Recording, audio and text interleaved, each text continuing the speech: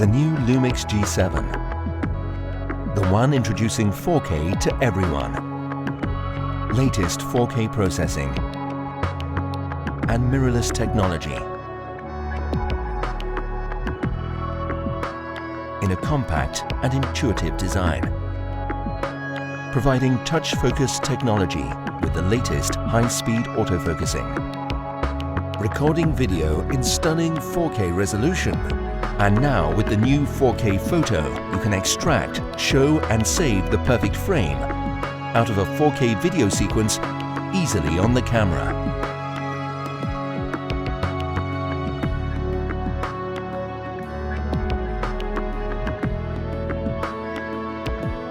Never miss a perfect moment. The new LUMIX G7, the one introducing 4K to everyone.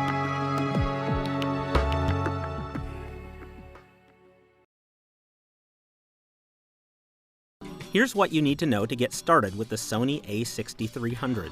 In the box, you'll find the camera, a battery, neck strap, viewfinder eye cup, and documentation. There's also a USB cable and power adapter for charging the battery inside the camera. We'll walk you through setup and recommend some accessories that will help you get the most out of this camera. Once you've done the basics to get your camera ready to go, let's dive in. Attach the eye cup to the camera. The kit lens that is bundled most often with the a6300 is Sony's 16 to 50mm f3.5 to 5.6. If you're looking for something a little more capable, Sony's 50mm f1.8 OSS is an inexpensive, fast lens that's ideal for portraits. If you're interested in sports photography, consider a telephoto lens like the Sony 70 to 200mm f4. We recommend investing in at least one extra battery, but 2 or 3 is a good idea. We also recommend getting a standalone battery charger, so you can charge batteries while you're using the camera. The a6300 shoots images in both RAW and JPEG formats. If you don't plan on post-processing your images, JPEG is fine.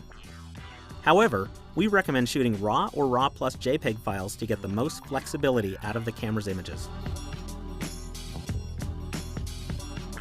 If you're an avid video shooter, we recommend 4K at a frame rate of 24p for the most cinematic results. Bear in mind that you'll need to have a UHS-I SDXC card for shooting video to keep up with the high bit rates. Spend a few minutes setting up the a6300's function menu. You can add frequently used settings to avoid searching through menus. The camera's autofocus system is impressively versatile. But to get started, we recommend using Flexible Spot M mode. And if you shoot a lot of video, we found it's easier to remap the PANASONIC LUMIX DC G9 custom button.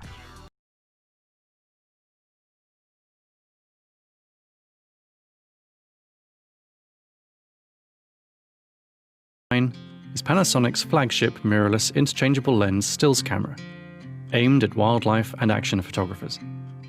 Based around a 20 megapixel 4/3 sensor, the G9 offers a crop factor of 2 times, which means that a 200mm lens will perform like a 400mm, making this system ideal for photography that requires long focal lengths.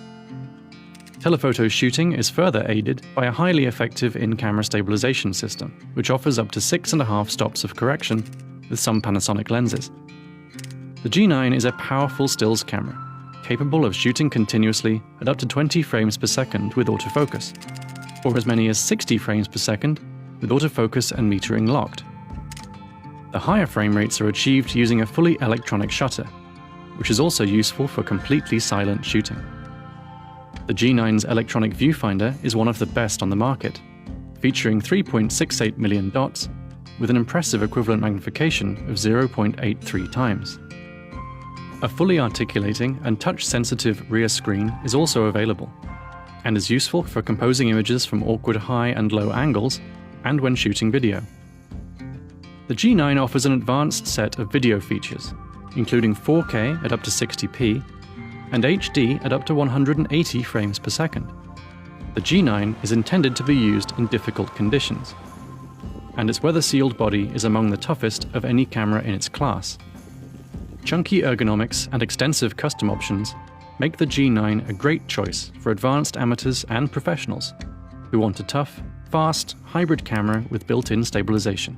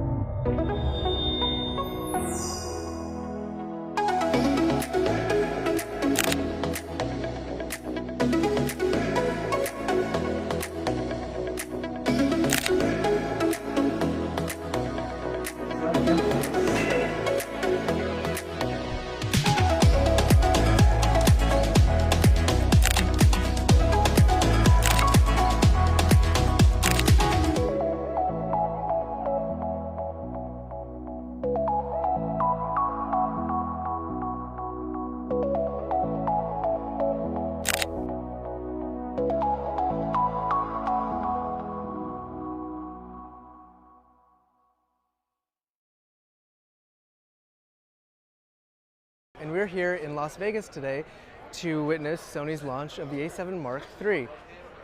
The A7 Mark III is being billed as Sony's basic model, but they're also saying that it raises expectations generally. This basic model, which will be priced at about $2,000 USD, offers a lot of the features that the really high-end A9 offers, which is at a much higher price point.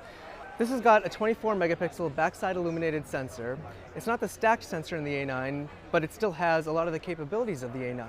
It doesn't have 20 frames per second shooting. It maxes out at 10 FPS, but it does offer silent shooting at that frame rate. That 10 FPS shooting rate is also available with a mechanical shutter, which is actually better than the A9 and like the A7R Mark III. A lot of the features have been updated. IAF is actually just as good, as we can tell, as the A7R Mark III. It's just very sticky to the subject that you've chosen. The video mode in 4K is actually oversampled from 6K footage, and the 30p 4K mode is oversampled from 5K footage with a 1.2x crop factor. Now, what's great about this model is you actually get that oversampled 6K to 4K footage with log modes, which is actually not available on the A9. This is a camera that should offer a lot of the incredible features that the A9 offers, but at the price point that makes it much more affordable for wedding event photographers, casual owners who want to step up to full frame quality, but don't need quite all the features that the A9 offers, yet still get some of the amazing features that this very capable model should get you.